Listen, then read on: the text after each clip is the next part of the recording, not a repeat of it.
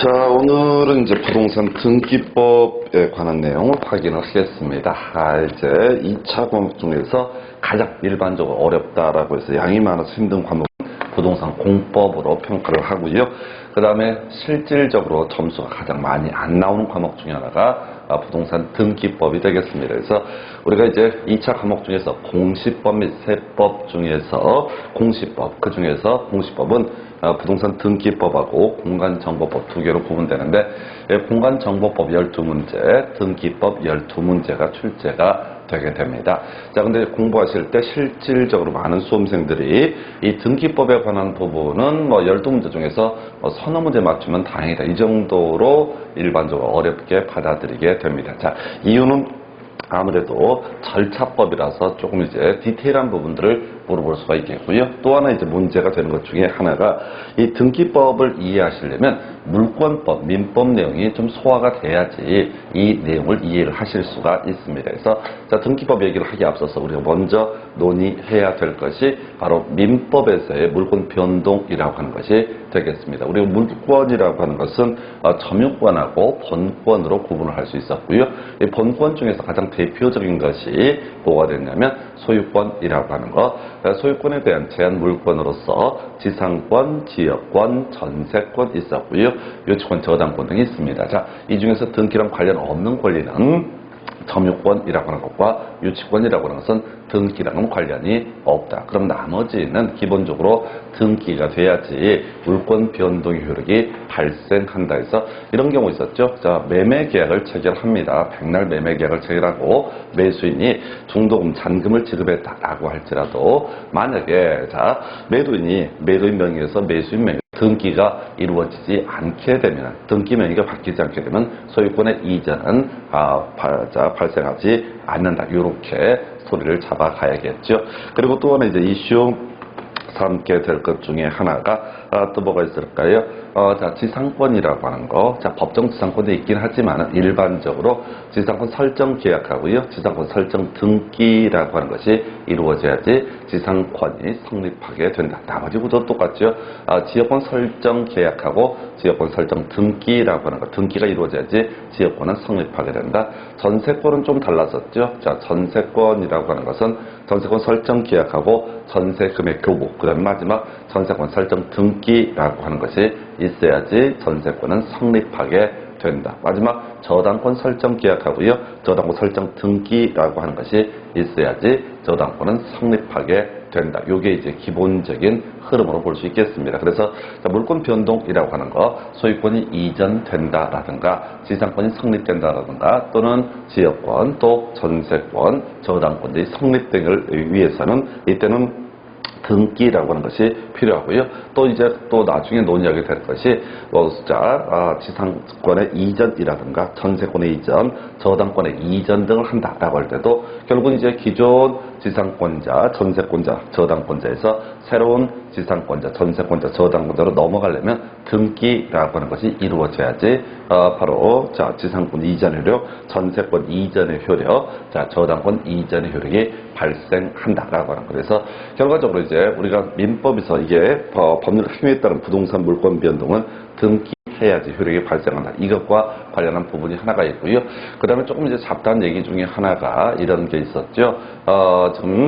뭐가 있었냐면 대항력으로서의 등기라는 개념도 있게 됩니다. 그래서 임차권이라든가 환매권이라고 나선 계약법 공부하실 때 양 당사자의 의사의 합치만 있어도 임차권이나 환매권은 성립하게 됩니다. 그런데 이 임차권, 환매권이라고 하는 것은 기본적으로 등기가 되어 있지 않기 때문에 제3자에 대해서 주장을 할 수가 없다라고 할 것. 한편 임차권이라든가 환매권을 등기를 하게 되면 이때는 제3자에 대해서도 임차권을 주장을 할 수 있다 해서 이걸 우리가 대항요건으로서의 등기 이런 표현을 쓰게 됩니다. 그래서 그 외에 하나가 더 있는데 우리 시험과는 별 관련이 없고요. 자, 먼저 등기법에서 용어에 관한 부분부터 이제 확인을 해보게 될 텐데 자, 출제 빈도는 높지는 않습니다. 그래서 제일 먼저 논의하게 될 주제가요. 자, 등기부라는 용어를 검토를 하게 됩니다. 그래서 법에서 정의하기를 전산정보 처리 조직에 의해서 입력 처리된 등기 정보 자료를 대법원 규칙이 정하는 바에 따라서 편성하는 것을 등기부라고 이렇게 얘기를 합니다. 그래서 이 등기부는 부동산의 권리관계를 공시하기 위해서 만들어지는 것이고요. 그래서 우리가 이제 부동산이라고 하는 게 민법에서 토지하고 건물 크게 두 개로 구분을 하게 됩니다. 그래서 이 토지에 관한 부분도 이제 건물에 관한 부분에 대해서 한 개의 등기 기록을 둔다라는 표현을 쓰게 됩니다. 그래서 토지 하나에 있는 등기부 하나, 등기 기록, 등기부 거의 같은 개념으로 해석을 하시면 됩니다. 그래서 등기부란 것은 전체 집합물을 얘기하게 되는 것이고 각각의 토지에 대해서, 각각의 건물에 대해서 갖게 되는 등기, 이건 하나를 등기 기록이라는 용어를 쓰게 됩니다. 그래서 우리가 토지, 건물이 있는데요. 등기법에서는 좀 특이한 게 집합 건물이라는 개념을 만들어내게 됩니다. 그래서 바로 아파트 또는 이제 일정한 상가 이런 것들이 바로 구분 건물 또는 집합 건물이라는 표현을 쓰게 되는데 우리가 이제 민법 영역에서는 민사특별법이라고 해서 집합 건물이라는 용어를 쓰고요. 그 다음에 이제 지금 등기법 영역에서는 같은 얘기인데 이걸 구분 건물이라는 용어를 쓰게 됩니다. 그래서 구분 건물하고 집합 건물은 애초에는 둘 다 구분 건물이라는 표현을 쓰다가 어느 순간에 집합 건물법이라는 법을 용어를 좀 바꿉니다. 그러나 등기법에서는 아직도 구분 건물이라는 용어를 쓰게 됩니다. 그래서 공부를 하는 입장에서는 이 구분 건물이라고 하는 것과 집합 건물이라고 하는 것은 같은 개념으로 해석을 하실 것. 자, 하나 다시 갑시다. 기본적으로 등기를 편성할 때 토지 한 필지의 토지에 대해서는 등기 기록 하나, 그 다음에 건물 하나에 대해서는 역시 등기 기록 하나를 갖게 되는 게 일반적인데 문제는 집합 건물이라고 하는 것 또는 구분 건물이라고 하는 것은 한 동 전체를 하나의 등기 기록에 담게 됩니다. 그래서 한 동을 구분한 한 동의 건물을 구분한 건물에 있어서는 한 동 건물에 속한 전부에 대해서 한 개의 등기 기록을 사용을 하게 된다라고 하는 거 이런 명제가 나오게 됩니다. 그래서 이렇게 해서 등기부의 편성 얘기까지 여기까지 그냥 상식적인 얘기고요. 자, 그다음에 이제 가끔 시험 지문에 구성이 되게 되는 거 등기의 성립이라고 하는 거. 자, 우리 앞에서 법률 핵심에 따른 부동산 물권 변동은 등기가 이루어지지 성립되게 된다. 이렇게 말씀을 드렸습니다. 그럼 이제 우리가 등기소에 가서 등기를 신청을 하게 될 것이고요.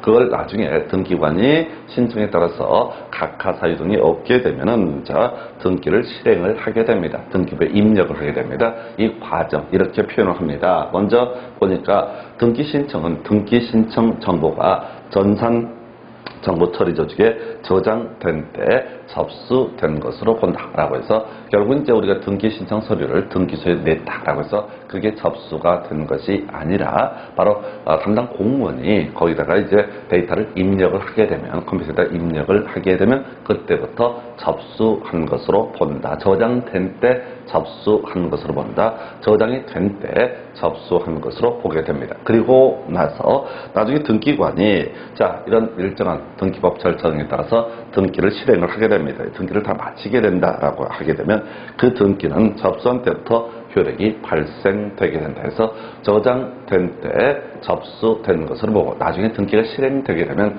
그 등기 효력 발생 시기라고 하는 것은 접수한 때부터 효력이 발생한다라고 되어 있는데 용어 중에서요 등기를 마쳤다라는 표현이 요즘에 쓰는 용어이고요. 옛날에는 이 등기를 격려한다라는 용어를 쓰게 됩니다. 그래서 이때 료자라고 하는 게 종료, 끝낸다라는 이런 얘기를 쓰는 거거든요. 그래서 과거 이제 판례 지문을 가지고 문제 구성을 할 때는 격려한다라는 표현을 쓰고 있고요. 이 격려한다라는 얘기는 등기관이 등기를 마쳤다라는 의미와 똑같습니다. 그래서 이 용어에 관한 부분 격려한다, 마친다 같은 의미로 볼 수가 있고요.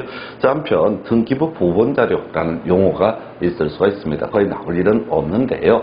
이 등기부 부본자료라고 하는 것은 이 등기부를 복사해 놓은 것을 가리켜서 다른 컴퓨터에다가 유실되는 걸 막기 위해서 복사해 놓은 것을 가리켜서 뭐라고 그런다? 등기부 부본자료라고 이렇게 정의를 하게 됩니다. 그리고 이 등기부를 구성하는 각각의 등기 정보를 가리켜서 등기 기록이라고 얘기를 합니다. 그래서 용어를 정리하면은 등기부라고 하는 것은 집합물에 관한 개념이 되게 될 것이고요. 그리고 한 개의 토지, 한 개의 건물에 대해서 각각의 등기 정보라고 하는 것을 가리켜서 등기 기록이라는 용어를 쓰게 됩니다. 그래서 이 정도가 가장 기초적인 용어가 되게 될 것이고요. 자, 많이 나오진 않습니다. 6, 7년, 7, 8년 사이에 한 번, 두 번 나왔던 주제가 바로 등기부의 보존, 그리고 열람 등에 관한 개념이 있게 됩니다. 그래서 자, 등기부의 보존이라고 하는 주제, 이게 이제 두 개로 구분해야 되죠. 그럼 보존과 그다음에 반출과 열람이라고 하는 거, 자, 크게 두 개로 분류를 합니다. 그래서 자, 우리가 등기소에다가 등기를 신청합니다. 소유권 이전 등기를 신청할 때 예를 들어서 매도인의 자, 주민등록 등본이라든가 이런 것들 일정한 서류를 첨부를 해서 등기를 신청을 하게 됩니다. 그래서 지금 이제 등기소에서 그런 각종의 첨부 자료 또는 첨부 정보의 근거에서 등기를 실행을 하게 되면 이때 이제 그 각각의 등기 정보가 묶여 있는 데이터 전체를 통할하여 우리가 등기부라는 용어를 쓰게 될 것이고요. 문제는 이 등기부를 만들기 위해서 자, 기존의 신청 정보, 첨부 정보라고 해서 각종의 데이터라고 하는 거, 자, 각종 첨부 자료 등을 가리켜서 등기부 부본 자료라는 부속서류라는 표현을 쓰게 됩니다. 그래서 부속서류 해서 자, 결국은 이제 보존과 반출과 열람이라고 하는 것은 등기부하고요. 그다음에 이제 부속서류, 그게 두 개로 구분해서 법조문이 정리가 되어 있습니다. 그래서 먼저 등기부라고 하는 것은요, 자, 바로 영구히 보관 관리해야 된다. 거나 기초가 되는 개념이죠. 그래서 등기부는 당연히 등기정보중앙관리소 대법원 홈페이지에 가면 연결이 되어 있습니다. 그래서 여기다가 영구히 보존 관리해야 된다, 보관 관리해야 된다라고 이렇게 선언을 하고 있고요. 자, 반출 기본적으로 할 수 없습니다. 반출할 수 없다 해서 등기부를 보니까 이렇게 되어 있어요. 등기부는 전쟁, 천재 지변 등을 피하기 위한 경우 외에는 그 장소 밖으로 옮기지 못한다. 전쟁, 천재 지변이 중요한 게 아니라 기본적으로 등기부는 어떻다 옮길 수가 없다라고 하는 거. 자, 그 다음에 하나가 더요. 등기부의 열람이라고 해서 자, 누구든지 자, 수수료 내고 등기 기록에 기록되어 있는 상의 열람이라고, 또 혹은 이것을 증명하는 등기상 증명서의 발급을 청구할 수 있다 해서 이게 대법원 홈페이지 가게 되면요, 등기부를 열람하는 것이 하나가 있고요. 그 다음에 또 하나가 바로 등기상 증명서의 발급 청구라고 해서 자, 두 가지 형태로 볼 수 있습니다. 그래서 열람도 할 수 있고, 자, 그 다음에 등기상 증명서의 발급도 청구할 수 있다. 이때 누구든지 가능합니다. 그래서 수수료 700원인가 900원 내게 되면 700원은 아마 열람일 테고 900원은 등기상 증명서를 발급을 받고자 할 때는 900원이라는 수수료만 내게 되면 누구든지 어떤 데이터에 되는 간에 등기부에서는 어떻다 볼 수가 있다라고 할 것. 그럼 이제 정리하죠. 제일 먼저 등기부라는 것은 영구히 보관 관리가 돼야 될 것이다. 그리고 이 등기부에 자, 반출, 등기소 밖으로의 반출은 기본적으로 허용되지 않는다. 그리고 세 번째, 이렇게 보관되어 있는 등기부에 대해서 누구든지 수수료만 내게 되면은 자, 연락 혹은 등기상 증명서의 발급을 청구할 수 있다. 이게 이제 기본적인 골기야. 근데 실제 시험에 출제가 되는 것은요, 이것에 대응해서 자, 바로 부속 서류라고 하는 데서 주로 출제 이슈로 삼습니다. 왜? 우리가 공부를 할 때 등기부를 중심으로 당연히 공부를 할 수밖에 없겠죠. 근데 시험을 낼 때는 등기부보다 옆에 있는 딸려있는 신청서라든가 첨부 정보, 첨부 자료라고 하는 이것은 어떻게 바로 보관할 것이냐, 두 번째 반출할 수 있을 것이냐, 세 번째 열람할 수 있을 것이냐, 이런 것을 가지고 출제가 이루어지고 있습니다. 그래서 자, 제공된 신청 정보하고요, 첨부 정보는 5년 동안 보존을 하게 돼 있습니다. 그래서 우리가 등기 신청할 때 각종의 신청서를 쓰겠지요. 그리고 자, 그 신청서가 진실이다라고 하는 것을 입증해내기 위해서 일정한 첨부 자료, 첨부 정보를 제공을 하게 됩니다. 자, 그럼 어떻게 된다고요? 요거 보관 기간 5년으로 한정하고 있습니다. 앞에서 등기부라고 하는 것은 영구히 보존합니다. 그래서 등기부 중에서 쓸모없게 된 것을 가리켜서 폐쇄된 등기 기록이라는 표현을 쓰게 됩니다. 이런 경우 있겠죠. 어떤 건물에 대해서 소유자가 갑이다라고 하는 것을 공시하기 위해서 자, 건물 등기부가 만들어졌습니다. 근데 건물이 멸실이 됐다. 근데 이제 멸실 신고라고 하는 것을 하게 될 텐데, 그럼 그 등기부는 더 이상 쓸모가 없잖아요. 그럼 이제 그 등기 기록을 폐쇄하게 될 겁니다. 예, 이것도 영구히 보존을 하게 되어 있습니다. 그러나 등기를 신청하기 위해서 필요했던 신청서 또는 이제 첨부서, 첨부 자료라고 하는 거, 이걸 이제 컴퓨터에다 입력을 하기 때문에 신청 정보라는 표현과 첨부 정보라는 표현을 쓰게 됩니다. 자, 이 아이들은 5년 동안만 보존할 수 있다. 두 번째 이슈, 앞에서 등기부라고 하는 것은, 자, 전쟁, 천재지 변동, 특별한 사정이 없으면 밖으로 반출하지 못한다. 우리가 외워야 했던 것은 반출 금지라고 하는 것이 기본 이슈. 예, 그럼 이제 신청 정보, 첨부 정보와 같은 부속 서류라고 하는 것은 어떻다?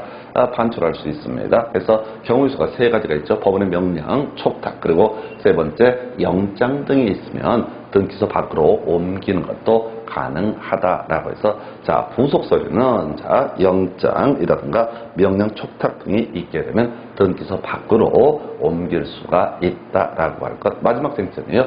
앞에서 등기부라고 하는 것은 누구든지 필요하면 어떻다? 이 등기부를 볼 수가 있고 열람할 수 있고 또 등기상 증명세 발급도 청구할 수 있다. 이렇게 이제 되어 있었는데요.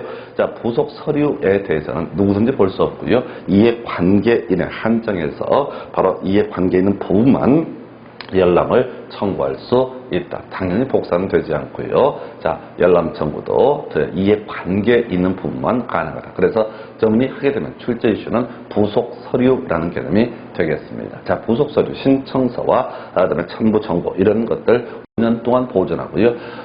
영장이라든가 자, 명령, 촉탁 등이 있게 되면 등기소 밖으로 반출하는 것도 가능합니다. 그 외 쟁점으로서 지금 이제 이 부속 서류에 대해서는 이해관계 있는 부분만 열람을 청구할 수 있다. 그래서 앞에서 등기부의 경우에는 자, 누구든지 열람을 청구할 수 있는 것에 비해서 자, 이 부속 서류는 이해관계 있는 부분만 열람을 청구할 수 있다. 이렇게 뼈대를 잡게 됩니다.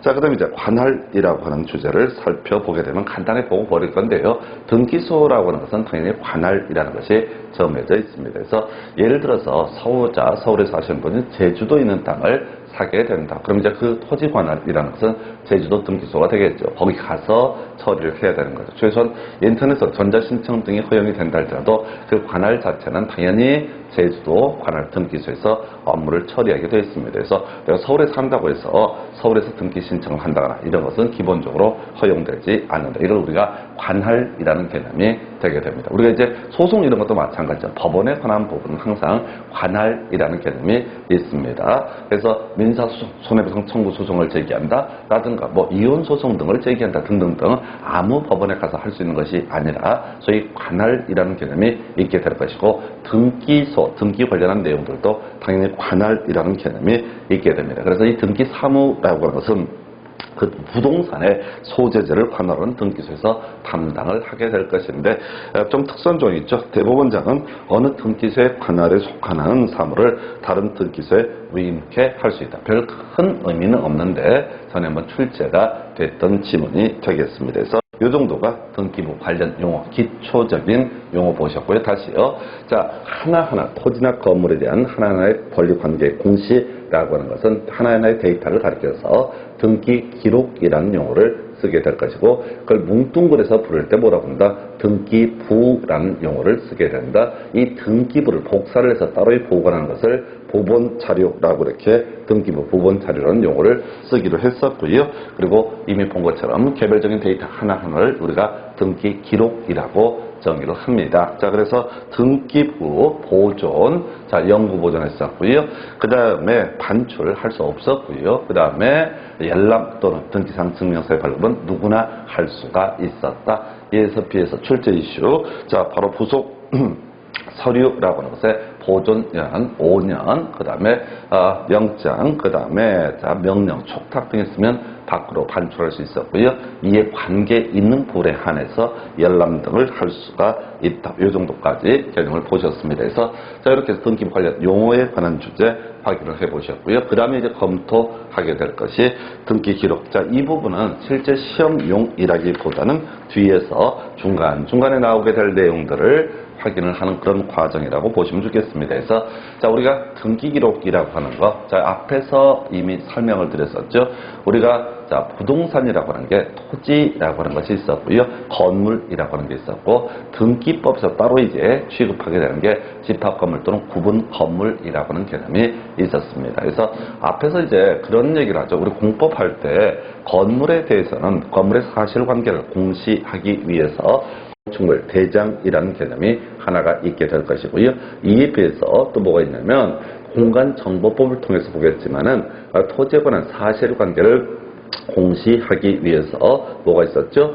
지적 공부라고 하는 개념이 있었죠. 그래서 지적 공부 다시 한번 기억을 해보겠습니다. 지적 공부는 대장이라고 하는 거, 도면이라고 하는 거, 그리고 경계점, 좌표, 등록부라고 하는 거, 이런 것이 바로 뭐가 된다? 바로 등기 기록의 한 내용자. 자, 이런 것이 토지에 관한 사실관계 공시수단, 지적 공부라고 부릅니다. 그래서 지금 부동산에 관련해서 다시 갑시다. 부동산에 관련해서 사실관계를 공시하는 것이 하나가 있게 될 것이고, 또 하나가 권리관계를 공시하는 것이 있는데, 토지에 관한 사실관계는 공간정보법에서 공부하는 대장이라는 개념이 있게 될 것이고, 토지에 관한 권리관계라는 것은 등기법에서 공부하는 토지 등기기록이라는 개념이 있게 됩니다. 한편 건축물에 관한 사실관계는 건축법에서 공부를 하게 되는 건축물 대장. 그래서 거의 용도 변경할 때만 좀 얘기하고 거의 따지지 않죠. 이에 비해서 건물에 관한 권리관계를 공시하는 것에는 건물 등기부 또는 건물 등기기록이라는 개념이 있습니다. 그래서 자, 지금 등기기록이라고 하는 개념 본질이 뭐냐면은 권리관계를 공시하는 것이다. 그래서 이 권리관계를 우리 등기법 체제 하에서는 소유권하고요, 소유권 외의 권리, 크게 두 개의 권리로 구분을 하게 됩니다. 그래서 우리가 민법 공부할 때는 자, 물권이라고 하는 거, 자, 이걸 쭉 하면서 점유권부터 시작을 했는데, 이미 말씀드린 것처럼 점유권, 유치권이라는 것은 등기랑 관련이 없었고요. 그래서 자, 지금 등기부에서 권리라고 하는 것은 두 가지, 크게 두 가지, 소유권과 소유권 외의 권리로 구분을 하게 된다. 이게 이제 출발점이 되겠습니다. 자, 한편 어떤 이제 토지나 건물에 대해서 자, 권리관계를 공시하려면 토지를 또는 건물을 특정해 줄 필요가 있습니다. 그래서 등기부는 총 3개 페이지로 크게 구성됩니다. 첫 번째 페이지가 바로 토지의 표시라는 항목이 나오게 될 것이고요. 두 번째 페이지가 이 토지, 표시된 토지의 소유권에 관한 사항, 소유자가 누구냐라고 하는 내용 등을 공시를 하게 될 것이고, 그리고 나서 자, 세 번째 페이지에서는 이 토지에 관한 소유권 외의 권리가 혹시 있다라면 그 소유권 외의 권리 등을 공시하는 것, 이런 구조로 되어 있습니다. 그래서 기본적으로 등기부는 3개 섹터, 3개 페이지로 구분할 수 있다. 그럼 이제 구체적 내용을 봐야 되는데 시험에 나오지 않아요. 대신 우리가 기본적으로 알고 가야 될 게, 자, 토지의 표시 항목이 뭐가 있었죠? 공간정보법을 떠올리셔야 됩니다. 그래서 우리 토지 표시라고 하는 거 이런 게 있었죠. 소재라고 하는 것이 있었고요.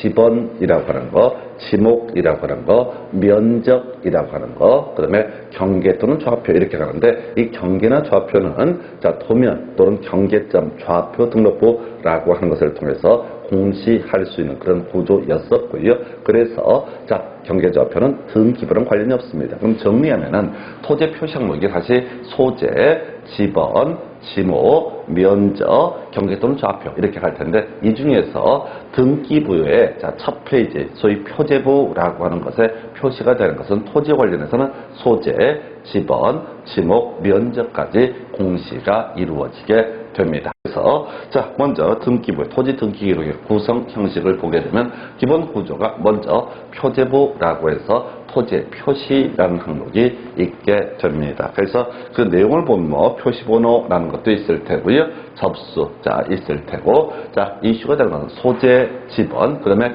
지목, 면적 여기까지죠. 그래서 등기부의 표제부에는 자, 토지에 관련된 소재, 지번, 지목, 면적 등이 공시가 되게 됩니다. 우리 자료에서 이제 예시라는 게 성남시 판교동 619번지, 자, 지목은 대라고 되어 있고요, 면적은 298.3제곱미터라고 이렇게 표시가 되어 있습니다. 그래서 이 298.3제곱미터 지목대인 성남시 판교동에 있는 이 토지의 권리 관계를 보고자 합니다. 그럼 이제 소유권에 관한 사항을 보려면 소위 이제 첫 번째 권리 관계를 우리가 갑구라는 용어를 쓰게 됩니다. 앞에 나온다고 그래서 그러면 소유권 외에 관한 권리의 공시를 위해서는 을구라는 표현을 쓰게 됩니다. 그래서 자 갑구를 보면은 자 소유권에 관한 사항을 공시하게 되고요. 을구라고 하는 것은 소유권 외에 관한 권리를 공시를 하게 된다라고 해서 먼저 갑구에서 1번 손위번호 1번 제일 첫 번째 등기부에다 하는 것이 소유권 보존 등기라는 개념이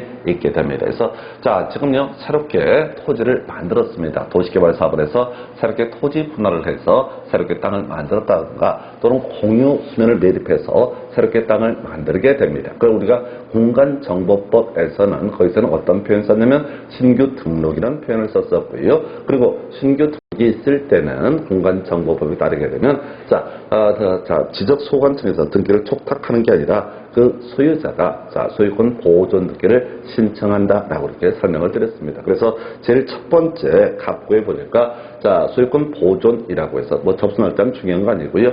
등기 원인이라고 하는 것이 있습니다. 항목이 등기 원인이라고 하는 게 나중에 보면 매매, 교환 뭐 이런 게 나와요. 증여. 그래서 자 소유권 보존 등기는 왜 이게 내 거냐라고 하는 원인이라는 개념 자체가 있을 수가 없습니다. 내 거니까 내 거는 거지. 그래서 자 소유권 보존 등기에서는 뒤에서 한번 유차 말씀을 드리겠지만 등기 원인이라는 것은 따로이 공시하지 않고요. 그래서 이제 소유자에 관한 사항, 권리자, 기타 사항이 공시가 됩니다. 예를 들어서 지금 보니까 소유자 한국토지주택공사이다 라고 되어 있고 그다음에 법인 번호가 나와 있고요. 법인의 주소 등이 나와 있습니다. 그래서 이 토지는 성남시 판교동 619번지의 토지라고 하는 것은 언제 2010년도에 지금 토지주택공사가 뭘 했다? 소유권 보존 등기를 신청을 해서 이제 권리의 하나 상품으로서 공시가 되게 됩니다. 자, 그리고 나서 순위번호 2번이라고 하는 것을 보니까 소유권 이전이라고 되어 있어요. 소유자 양아무개라고 하는 사람이 되겠고 주민번호가 32년도 자 12월 29일생이고 뒤에 주민등록번호 나오게 되어 있습니다. 그리고 이분이 살던 데가 양천구 신월동 140에 15에 살고 있다. 그래서 양아무개라고 하는 분이 지금 토지주택공사한테 판교동 619번지 619에 8번인가요? 이 토지를 지금 소유권 자 보니까 등기 원인은 매매라고 되어 있어요. 매매를 통해서 자 소유권을 취득을 하게 된다라고 하는 거에서 소유권 보존이라고 하는 것도 갑구에다 공시를 하고요. 소유권 이전이라고 하는 것도 역시 갑구에다 공시가 이루어지게 된다. 자, 그 다음에 하나만 더 가볼까요? 또 소유권 이전에서 2015년도 3월 28일 매매가 이루어지게 됩니다. 그래서 자 이게 이제 홍길동 성춘향한테 지분 형식으로 이 토지 소유권이 넘어가게 됩니다. 그래서 이때 지분을 표시하게 되어 있네요. 공유일 때는. 그래서 홍길동이가 지분 2분의 1이고 성춘향이가 지분 2분의 1이다. 이런 식으로 해서 이게 이제 역시 매매에 따라서 원래는 이제 처음에는 단독으로 단독 소유를 하는 경우 소유권 이전 양아무개 얘기했었고 양아무개가 성춘향 그다음에 홍길동한테 이렇게 토지의 매각이 이루어졌다. 이런 식의 논리구조. 그래서 이 등기부를 통해서 결국 이제 이게 익숙해져야 돼요. 해서 등기부를 통해서 공시가 되는 거. 자, 먼저 등기 목적이라고 해서 소유권 보존이라든가 소유권 이전 이런 것이 등기의 목적의 한 범주가 될 것이고요. 등기 원인, 소유권 보존 등기에 있어서는 소위 소유권 보존 등기 원인에 대해서는 공시를 하지 않는다라고 할 것. 그리고 자, 이제 매매 등 이런 것이 바로 등기 원인 중에 하나가 될 수 있다. 그리고 등기부를 보게 되면요. 소유자 나오고요. 그 다음에 주민등록번호도 나오고요. 주소도 나오고. 만약에 공유관계일 때는 어떻다? 지분이라는 것도 표시가 되게 된다. 요 정도의 내용이 주로 이제 갑구에서 주로 이슈가 되는 내용들이 되겠습니다. 그래서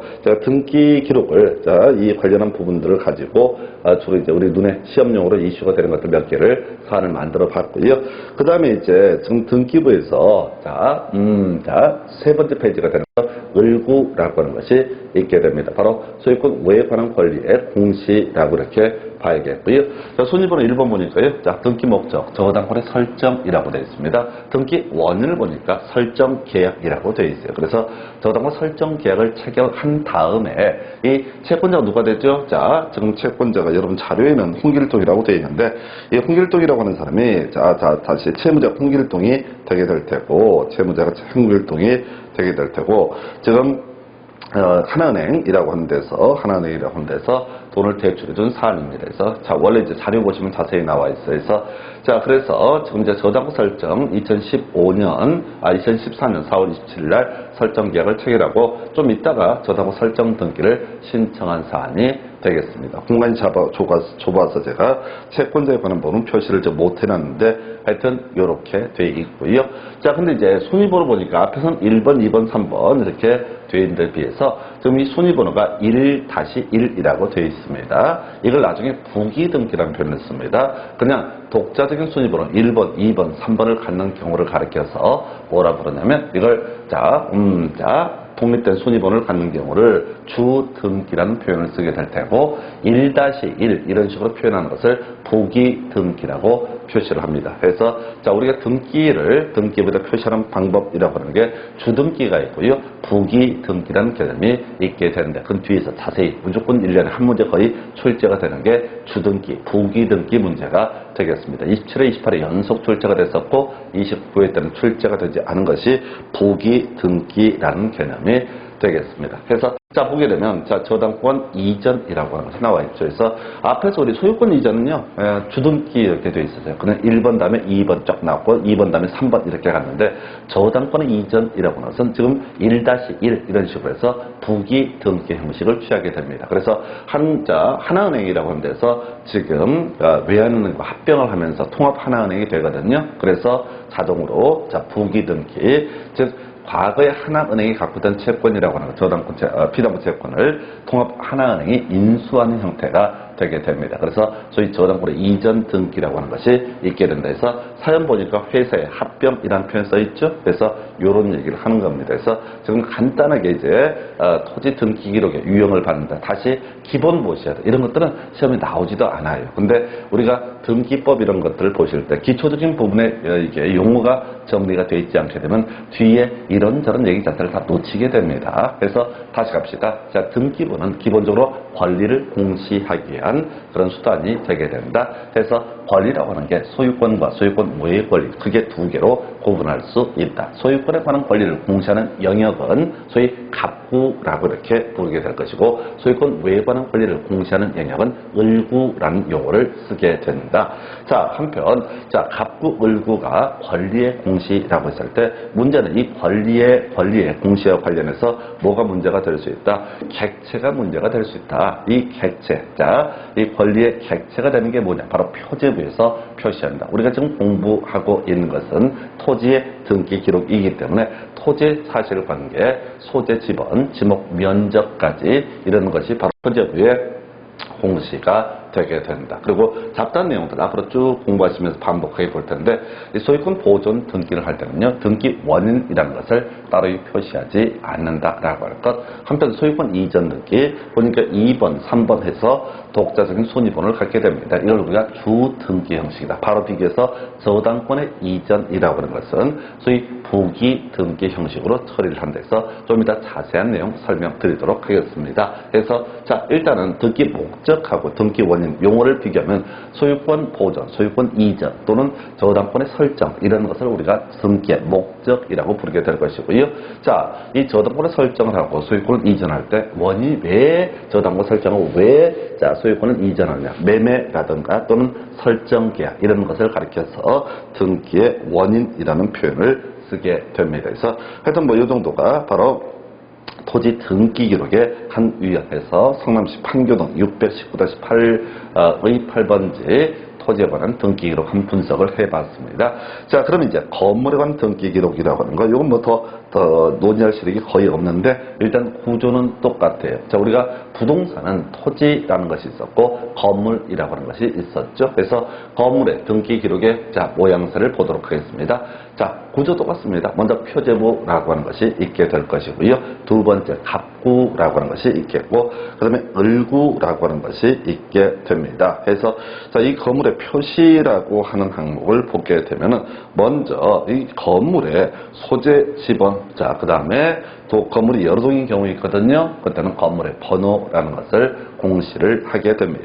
그리고 이제 좀 특이한 게 건물의 특징이 나와 있죠. 건물의 내역이라는 표현을 쓰게 됩니다. 그래서 이 건물은 철근 콘크리트 구조의 콘크리트 지붕 그리고 3층 다가구 주택이다라고 하는 거에서 건물과는 사실관계가 이런 식으로 공시가 되고 각 층당 면적이 얼마다 뭐 이런 식의 내용들도 바로 표제부에 표시가 됩니다. 그래서 어떤 건물을 내가 매입을 하고자 한다. 그러면 일단 등기부 띄워봐야 되겠죠. 그래서 그 등기부를 보게 되면은 어떤 개념 바로 건물의 내역에서 건물에 관한 사실관계 등이 표시가 되어 있다 이렇게 보는 거죠. 다만 주의하실 게 자, 우리가 나중에 공인중개사법이랑 같이 비교해서 볼 주제인데요.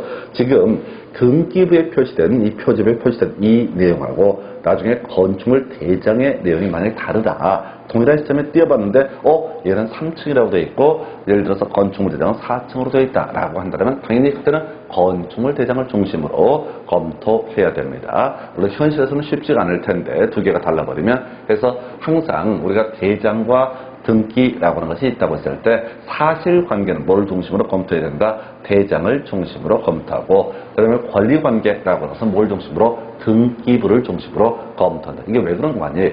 건물을 증축을 하게 되면요. 먼저 건축물 대장에 반영이 되고 그리고 그 다음에 등기의 촉탁의 문제가 발생되게 됩니다. 그래서 건축물 대장 소관청에서 등기를 촉탁을 하는 걸 변경 등기라는 것을 해주게 되거든요. 그래서 자, 중간에 증축이 됐거나 이런 사안이 있어서 등기부에 늦게 반영되는 경우가 있겠다. 그럼 똑같은 논리 구조로 토지에 관한 사실관계를 다루고 있는 자, 지적 공부의 내용하고요. 만약에 지금 토지에 관한 권리관계를 공시하고 있는 토지 등기부의 표제부의 내용이 다르다라고 한다라면 이때는 뭘 중심으로 검토해야 된다? 바로 대장을 중심으로 검토해야 된다라고 하는 거에서 자, 우리가 다시 자, 사실관계를 공시할 이해할 것이 토지에는 뭐가 있고 지적 공부가 있고 건물에는 뭐가 있다? 건축물 대장이라는 개념이 있게 된다. 그리고 권리관계를 공시하기 위한 수단이라고 하는 게 권리관계 공시 수단이라고 하는 게 하나는 뭐가 되고 자, 토지 등기부 하나는 뭐가 된다? 건물 등기부라고 얘기합니다. 그리고 우리 공간정보법 할 때 보셨던 기억이 있을 거예요. 대장에는 소유자 표시하고요. 소유권의 변경 원인 등이 공시가 되게 됩니다. 등기부에도 소유자 표시가 나오게 되죠. 그래서 만약에 토지대장, 임야대장과 같은 대장의 소유권, 권리관계하고 토지 등기부의 권리관계가 다르다라고 한다면 이때는 뭘 중심으로? 등기부를 중심으로 나중에 확인 설명해라 라고 하는 것이 공인중개사법에서 나오게 됩니다. 그래서 하여튼 나머지 구조는 거의 똑같은데요. 자, 먼저 건물 등기 기록 표제부라는 개념이 하나가 있게 될 것이고요. 두 번째 이슈가 되는 게 갑구에는 소유권에 관한 사항이 공시가 되게 됩니다. 그래서 이 사항은 간단하네요. 소유권 보존이라고 해서 자, 홍길동, 성추장이 각 2분의 1의 지분으로 건물을 지어 올렸다라는 의미. 그리고 앞에서 본 것처럼 소유권 보존 등기라고 하는 부분은 따로이 어떻다? 등기 원인 등을 표시하지 않는다라고 이렇게 되어 있습니다. 자, 한편 이 아이들 자, 을구를 보니까 이 건물에 관해서 저당권이 설정이 되어 있는 상황입니다. 그래서 자, 등기 목적 저당권 설정이고요. 등기 원인이라고 하는 것은 자, 수의 설정 계약 이렇게 소리를 잡습니다. 자, 그래서 자, 이런 경우에는 자, 채권액 뭐 1억 1,000 얼마 이게? 자, 400만 원. 자, 그다음에 4천만 원, 11억 4천만 원이라는 금액이 채권액이 되게 될 것이고, 요걸 빌려줬다 뭐 이런 얘기가 되게 되는데, 자, 요건 이제 나중에 하나하나 보시게 될 거예요. 지금 이제 큰 그림 보는 거예요. 그래서 건물 등기 기록은 표제부와 갑구, 을구 이렇게 세 개로 구분할 수 있다. 이렇게 스토리를 잡아가게 됩니다. 그래서 자, 이 정도가 건물 등기 기록에 관한 주제가 되게 될 것이고요. 예, 그리고 나서 이제 구분 건물의 등기 기록. 자, 제일 어려운 주제가 될 수가 있겠습니다. 그래서 구분 건물의 등기 기록. 자, 일단은 제일 처음부터 이제 갈게, 자, 구분 건물로의 등기 가능성이라고 해서 이거는 요즘에 거의 나오지 않습니다. 아주 오래전 영역이 될 텐데, 구분 건물의 요건을 갖춘 한동 건물의 소유자, 한동 전체를 단독 건물 또는 구분 건물로 등기할 수 있다라고 이렇게 되어 있습니다. 그래서 자, 무슨 얘기인 거니? 자, 지금 실제 이런 경우가 있습니다. 이 동네에서 제가 한번 본 적이 있는데, 자, 지금 원래 구분 소유를 할 수 있게 건물이 다 만들어졌다고요. 그런데 그걸 일반적으로 할 때는 구분 건물로 등기하는 게 일반적입니다. 그래서 상가라든가 아파트를 보게 되면 101동, 101호, 102호, 103호 이렇게 쭉 달라진다는 거죠. 소유자 이런 것들이. 그런데 그걸 통으로 하나로 등기하는 경우도 있습니다. 그래서 제가 요걸 이제 봤던 게 그 BYC 사옥이라고 하는 데가 여기 이 근처에 있거든요. BYC 사옥 같은 경우는 실제로는 동호수가 다 구분이, 호수 다 구분이 되어 있습니다. 근데 등기가 특이하게 되어 있어요. 그냥 단독 건물로 등기가 되어 있습니다. 단독 건물로. 그래서 나중에 이제 행정처하고 인허갈 때 되게 복잡해요. 왜? 그 부분은 항상 도면으로 첨부를 해야 되는 그런 문제. 자, 있었거든요. 그래서 어찌됐든 간에 지금 이제 구분 건물의 등기 기록이라고 하는 거. 자, 지금 이제 어떤 건물이 구분 건물로서 또 집합 건물로서 모양을 갖추고 있다 할지라도 어떻게 할 수 있다고요? 단독 건물로도 등기할 수 있고 구분 건물로도 등기를 할 수가 있다. 이거 옛날 문제고요. 이건 별 정점은 됩니다. 만약에 어떤 구분 건물의 요건을 갖춘 건물에 대해서 단독 건물로 등기를 했다. 그럼 나중에 뭘 할 수 있다고요? 다시 구분 건물로 등기 다시 하는 것도 가능하고요. 구분 건물로 등기되어 있는 것을 다시 어떻게 할 수 있다? 단독 건물로 등기하는 것도 가능하다. 이렇게 스토리를 잡아가게 됩니다. 그래서 자, 제일 이슈가 되는 게 등기 용지 얘기예요.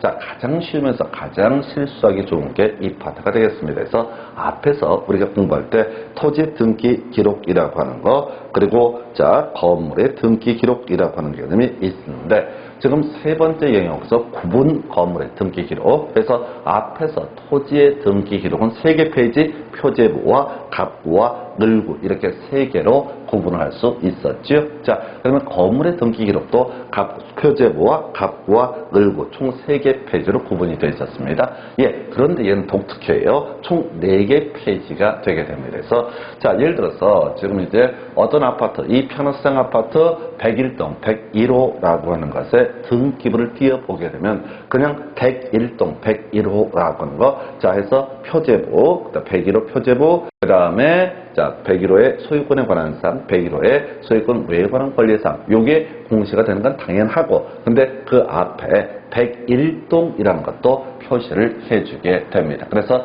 이게 구분 건물의 등기 기록이라고 하는 것은 한동 건물 전체 표제부라는 개념이 있겠고요. 그리고 전유 부분의 표제부, 전유 부분의 갑구, 전유 부분의 을구 이런 식으로 총 4개 페이지로 바로 구성이 되게 된다. 그래서 다시 일반적인 토지 등기 기록이나 일반적인 건물의 등기 기록이라고 하는 것은 표제부와 갑구와 을구 총 3개 페이지인데 비해서 구분 건물의 등기 기록이라고 하는 것은 표제부, 한동물 전체 표제부하고요. 그 다음에 전유 부분의 갑 표제부, 전유 부분의 을구, 전유 부분의 갑구 이렇게 해서 4개 페이지로 구성을 하게 된다 해서 자, 이 쉬운 문제 5년 동안 2번이나 출제가 됐습니다. 아주 까다로웠던 문제. 그래서 형식을 보게 되면 뒤에 자세한 내용은 좀 이따 보겠고요. 일단은 한동물 전체 표제부라고 하는 것이 첫 번째 페이지에 나오게 됩니다. 그래서 이 동 101동이 어떤 토지 위에 위치하고 있느냐라고 하는 토지 표시라는 항목들이 있고요.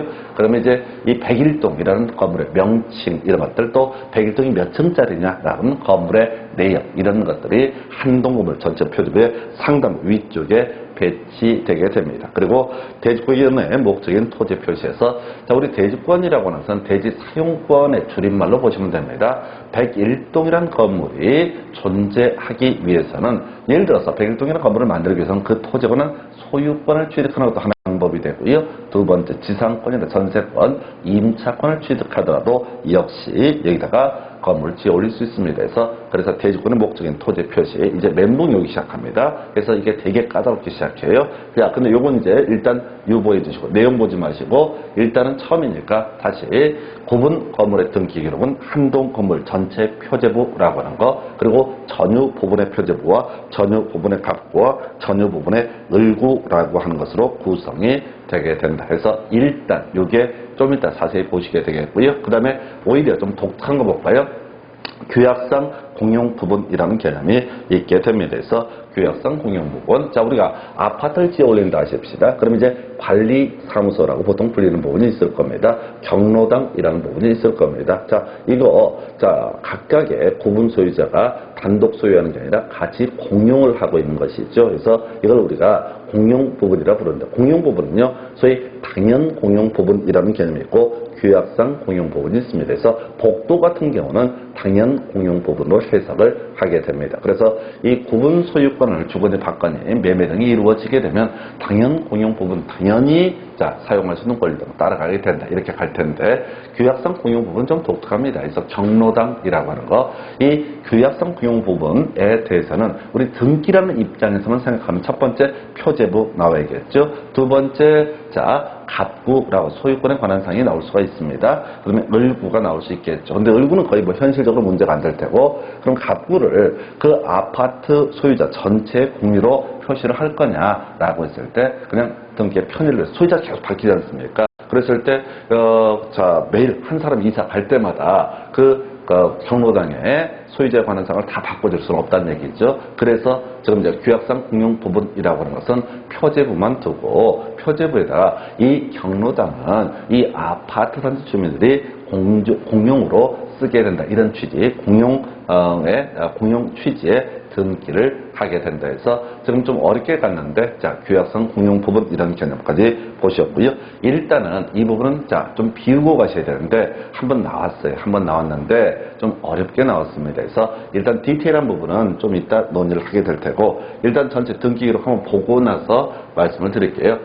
지금 이게 보니까 광명시 한동 864번지 이편화성 101동 101호의 등기 기록이 한 유형이 되게 됩니다. 아파트거든요. 그래서 지금 보니까 첫 번째 표제부가 한동 건물의 표시에 관한 표제부가 있게 됩니다. 첫 페이지를 띄면 이렇게 나온다는 거죠. 그래서 지금 뭘 내가 하고 싶냐면 한동 이편화성 864번지에 있는 여자 101동 101호를 지금 내가 매수를 하려고 합니다. 그러면 등기 권리 공개를 한번 확인해 봐야 되잖아요. 진짜 소유자가 맞는지. 그러면 이 등기부를 떼게 되면 첫 번째 나온 게 뭐라고요? 101동에 대해서 표시를 해주게 됩니다. 이걸 우리가 한동물 전체 표제부라는 용어를 쓰게 됩니다. 그래서 지금 이제 한동물 전체 표제부를 보게 되면은 첫 번째 소재 지번 나오겠죠. 그다음에 101동이라고는 명칭 나오게 됩니다.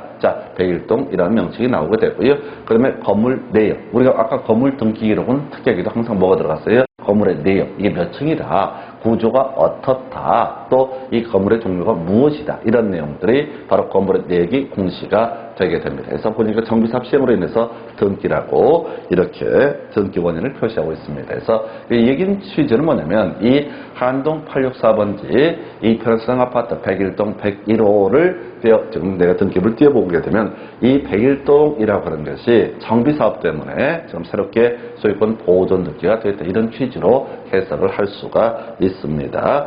중간에 이제 도로명 주소 때문에 두 번째 등기가 이루어지게 되는데 큰 이슈가 되지 않겠고요. 요게 상단부고요. 그 밑에는 뭐가 있어요? 토지의 표시라고 하는 게 있어요. 그래서 이게 뭐냐면은 지금 우리가 육안으로 봅시다. 101동이라고 하는 이 건물이 위에 서 있죠? 그 밑에 뭐가 깔려 있어? 토지라고 하는 것이 깔려 있죠. 그래서 상단부에는 건물의 표시하고 내역 등을 공시하게 될 것이고 하단부에는 뭘 해야 된다고요? 토지 자체 이 101동이 몇 번째 있느냐라고 하는 거. 건물이 존립하고 있는 그 밑에 있는 토지의 표시라고 하는 것을 어떻다 해 주도록 한다라고 해서 자 여기까지 다시 갑시다. 그러면 첫 페이지만 봐도 이게 몇 번째 있는 아파트 101동인지 확인할 수 있다. 그리고 이 101동을 안 가봐도 몇 층짜리 건물인지 내역도 확인을 할 수가 있다라고 해서 한 동 건물 전체 표시라고 하는 것이 한 동 건물 전체 표제부에 관한 부분이 됩니다. 그럼 이제 전유 부분의 표제부를 검토를 해보겠습니다. 자, 101동 101호라고 되어 있어요. 보니까 자, 제1층 101호로 표시가 되어 있습니다. 이제 이게 전유 부분. 우리가 지금 알고 싶은 게 101동 101호를 사고 싶거든요. 예, 그럼 101동 101호에 관한 건물이에요. 보니까 84.975제곱미터다. 뭐 이런 것들이 나와 있습니다. 그래서 이제 알았어. 야, 이게 84.975제곱미터구나까지 보셨어요. 근데 표제부에 전유 부분 표제부에 밑에 쪽에는 뭐가 있냐면 대지권의 표시라고 하는 것이 있습니다. 그래서 자, 대지권 표시라고 해서 뭐라고 되어 있냐면 소유권 대지권이라는 표현을 쓰고 있네요. 다시 갑시다. 한 동 건물 전체 표제부라고 하는 것은 어떻게? 자, 101동이 위치하고 있는 토지 지번이 표시가 되게 됩니다. 토지 자체가 표시가 돼요. 두 번째, 101호를 보게 되면 자, 이 101호가 자, 존립하게 된 근거가 뭐냐라고 했을 때 소유권 대지권, 자, 나중에 지상권 대지권, 임차권 대지권, 전세권 대지권 등이 있을 수가 있는데 자, 우리가 아파트를 지어 올릴 때는요, 그 토지를 사용할 수 있는 권능이 있어야지 지어 올릴 수가 있습니다. 그래서 이 사람이 아파트를 지을 때, 처음에 지을 때 어떻게 했냐, 소유권을 다 확보한 상태에서 바로 아파트를 지어 올렸다라는 의미가 소유권 대지권이다라고 이렇게 얘기를 합니다. 그래서 자, 결국 우리가 외워야 될 게 뭐라고요? 자, 첫 번째 전유 부분의 표제부는 자세히 보지 말고 토지의 표시라고 하는 거, 그리고 그 토지와 관련된 권리 중에서 바로 다시 한 동물 전체 표제부에는 토지의 표시라고 하는 거, 그리고 좀 디테일하게 101호 쪽을 보게 되면 바로 대지권의 표시라고 하는 것이 공시가 된다라고 해서 대지권, 대지의 사용 근거가 되는 게 소유권을 근거로 한다라고 해서 지금 보게 되면은 자, 이게 뭐야? 쭉 분에 43.09 나와 있죠? 그러니까 전체 지분 중에서 101동 101호가 갖는 지분 바로 43.09라는 의미가 된다 해서 전체 대지분의 43.09 이런 의미를 가지고 있고요. 자, 요것만 외우시면 이제 거의 다 얘기 끝나는 거예요. 다시 갑시다. 자, 한 동 건물 전체 표제부는 토지 표시라고 하는 거, 그리고 두 번째 전유 부분의 표제부라고 하는 대지권의 표시. 그래서 좀 디테일하게 들어가는 거야. 예, 이걸로 끝났어요. 나머지는 볼 거 없어. 왜? 나머지는 갑구하고 을구 얘기 나와 있죠? 나머지 구조는 똑같잖아요. 그래서 우리가 일반적으로 토지의 등기 기록이나 건물의 등기 기록이라고 하는 것을 보게 되면은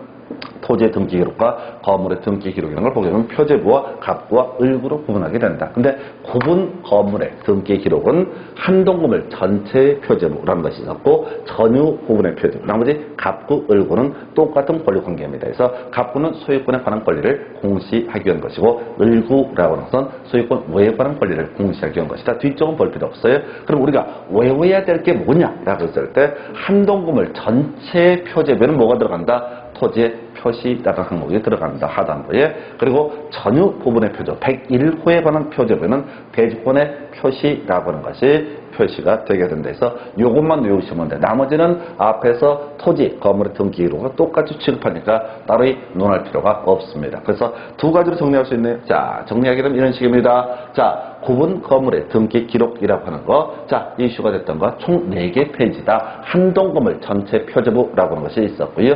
전유 부분의 표제부가 있었고요. 그리고 세 번째가 갑구와 을구에서 총 4개 페이지로 구분을 하게 된다. 이게 기본 출발점이 되게 됩니다. 그래서 자, 이게 첫 번째 출발점이고, 두 번째 이슈, 한 동 건물 전체 표제부에는 뭐가 들어간다? 토지의 표시. 101동이 서 있는 토지의 표시라고 하는 몇 번째 101동이 존립하고 있는지를 표시해 주게 될 것이고, 전유 부분의 표제부에는 이 사람이 아파트를 건립하게 된 이유가 뭐냐, 근거가 뭐냐 했을 때 지금 우리 사례에서는 소유권을 확보했다 해서 대지권의 표시라는 것이 있게 된다 해서 다시 한 동 건물 전체 표제부에는 어떻다? 바로 토지의 표시. 전유 부분의 표제부에는 뭐가 표시가 된다? 대지권의 표시라고 하는 거. 요렇게 자, 거의 다 끝났어요. 자, 그렇게 해서 지금 이제 뭔 얘기를 하고 있어요? 구분 건물의 등기 기록에서 제일 어려운 게 한 동 건물 전체 표제부에는 토지의 표시, 전유 부분 표제부에는 대지권의 표시라는 것이 공시가 되게 됩니다. 여기까지 오셨어요? 예, 하나 더 남아 있습니다. 바로 자, 제일 하단부에 토지의 등기 기록이라는 표현이 나와 있습니다. 그래서 지금요, 이렇게 구분 건물에 있어서는 등기관이 등기를 함에 있어서 소위 대지 사용권 줄임말 대지권 등기를 하게 됩니다. 어디다가 바로 첫 번째 이슈가 됐던 것, 전유 부분 표제부에다가 대지권을 표시를 하게 된다라고까지 보셨어요. 자, 그럼 이제 이렇다 하십시다. 지금 이 사안에서, 지금 문제가 되는 사안에서 한동 84번지 2편의성 101동 101호의 토지 등기를, 구분 건물의 등기를 보셨는데, 문제는 이런 경우가 있어요. 지금 이제 한동 864번지는요, 앞에서 지목대라고 표시가 되어 있었습니다. 자, 그건 그렇다 치고, 이런 경우 있을 수 있어요. 어떤 토지 사기꾼이, 제주도 사는 사람 돈 많은데 사기를 칩니다. 지금 광명에, 뭐 되게 유명한 사람이 갖고 있는 땅이다. 근데 몰래 땅을 처분을 해야 된다. 그리고 등기부를 쫙 보내주는 거야. 864번지 토지 등기 기록을. 자, 다시 갑시다. 아파트 짓기 전에 864번지 토지 등기 기록 당연히 있겠죠? 있을 거 아니에요. 아파트 짓기 전에도 864번지라고 땅은 있었을 테고 864번지 토지의 등기 기록이 있을 거라고. 토지의 등기 기록을 띄워보면 뭐가 나와요? 표제부, 소재, 지번, 지목, 면적 나오겠죠? 소유자 누구? 그 다음에 뭐가 있지? 그 다음에 소유권 외유권한 권리에서 총 3개가 공시가 될 거라고. 그런데 등기부를 조작을 해갖고요, 어떻게 한다고? 지금 864번지에 토지를 팔겠다고 내놔. 면적이 어마무시해. 근데 평당 200에 팔겠다고. 이게 한 600, 700 된다고 치고 평당 200에 팔겠다고. 금매 나왔다고. 유력 정치인이라고 등등등. 그럴싸하게 느껴집니다. 그러면은 토지 등기 기록을 띄워봤을 때 이 위에 아파트가 존재한다는 사실을 알 수가 있게 미리 경고장을 한 붙여줘야 돼요. 다시 토지 위에다가 아파트를 지어 올리고 구분 건물의 등기 기록을 세팅을 했습니다. 아파트에 관한 등기 기록을 보려면 구분 건물의 등기 기록을 보면 되는 겁니다. 그런데 아파트 말고 그 토지를 갖고 장난치는 사례가 있을 수가 있다는 거죠. 그러면 토지 등기 기록을 띄워본 사람한테 경고를 해줘야 돼. 이 토지 위에는 뭐가 있다? 아파트가 올라가 있다. 소위 빈 땅이 아니다. 라고 하는 걸 공시해 줄 필요가 있다고요. 그래서 이 얘기를 한 겁니다. 지금 다시 이제 마지막이에요. 등기관이 대지권 등기를 했을 때 직권으로, 아파트에 관한 등기를 했을 때 직권으로 그 대지권의 목적인 토지의 등기 기록, 밑에 있는 토지 등기 기록이 있겠죠? 거기다가 소유권, 지상권, 전세권, 임차권이 대지권이라는 뜻을 기록을 해야 된다라고 이렇게 되어 있습니다. 그래서 만약에 864번지 토지 등기 기록을 띄워보게 되면 어떻게 되어 있다고요? 이 토지라고 하는 것은 소유권이, 이 토지의 소유권은 대지권이다라고 하는 것이 표시가 되어 있죠. 왜? 아까 사안에서 이렇게 봤었잖아요. 사안에서 어떻게 얘기를 했냐면은, 지금 다시, 한동물 전체의 표집은 토지의 표시, 하단부분 봅니다. 전유 부분의 표집은 대지권의 표시라고 되어 있었죠. 그리고 나서 이 밑에 토지, 864번지 토지의 등기 기록을 보게 되면은 공유지분 전부 대지권이라고 해서 바로 이 내용이 표시가 돼야 된다. 그래야지 어떻다고요? 땅 보고 착각하지 않는다라고 하는 거, 빈 땅인 줄 알고 착각할 수 있기 때문에 따로이 등기를 해줄 필요가 있다. 이런 정도의 내용으로 볼 수가 있겠습니다. 그래서 지금 이제 외울 것들을 한번 정리해 볼까요? 이제 구분 건물의 등기 기록만 주요 이슈가 되는데, 가장 유력한 문제, 통계적으로 가장 많이 나오는 문제, 가장 쉬운 문제, 구분 건물의 등기 기록은 한동물 전체 표제부, 전유 부분의 표제부, 갑구, 을구 총 4개 페이지로 구성되게 된다. 이걸 갖고 제일 많이 구성이 됐었고요. 한동 건물, 전체 표제부는 토지 표시라고 하는 거, 101동이 어디 있는지 하는 토지 표시. 두 번째, 전유 부분의 표제부에는 이 101동이 건립하게 된 근거가 뭐냐, 소유권을 근거로 해서 아파트를 지어 올렸느냐, 아니면은 지상권이나 전세권이나 임차권을 근거로 아파트를 지어 올렸느냐라는 대지권의 표시라고 나서 할 것. 그리고 나서 그 밑에 있는 토지의 등기 기록에다는 추가적으로 이 토지의 소유권이 대주권이다. 또는 이 토지의 전세권이 지상권이 임차권이 대주권이다라는 것을 공시를 해서 자 땅만 샀겠다고 착각하는 분들을 막기 위해서 이런 내용을 공시한다. 이걸 이제 우리 방금 본 것처럼 등기권이 대주권 등기를 했을 때 직권으로 그 토지 등기 기록에다가 소유권, 그다음에 지상권, 전세권, 임차권 등이 대주권의 뜻임을 기록을 직권으로 해야 된다. 그래서 요 정도까지가 바로 구분 건물의 등기 기록에서 실제 기술적으로는 바로 구분 건물의 등기 기록만 간간히 한 3, 4년에 한 번씩 출제가 되고 있습니다. 잠시 끊었다가 그 다음 출제 살펴보도록 하겠습니다.